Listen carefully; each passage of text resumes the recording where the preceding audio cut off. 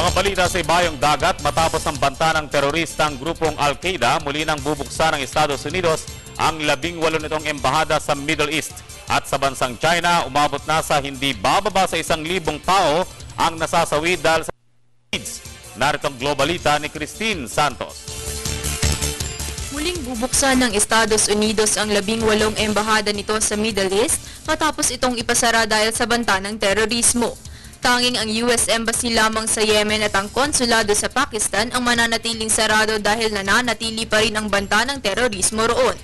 Ayon kay Yemeni government spokesman Raji Badi, balak ng teroristang grupo na pasabugin ang mga gas pipelines at kontrolin ang ilang pangunahing lungsod kabilang ang 2 port sa southern Yemen kung saan nanggagaling ang malaking bahagi ng ine-export na langis ng bansa at maraming dayuhang manggagawa.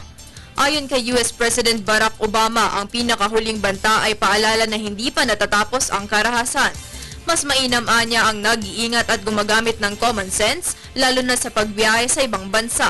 Samantala, nananatili ang sakit na AIDS bilang isang major global public health issue. Mahigit 25 buhay na ang kinitil nito sa nakaraang 3 dekada. At ngayon nga, mas lalo pa itong dumami sa pagkamatay ng halos 1,000 katao noong nakaraang buwan sa China. Base sa ulat ng health authorities doon, 991 ang namatay sa AIDS noong buwan. Ayon sa World Health Organization, walang gamot sa sakit na ito.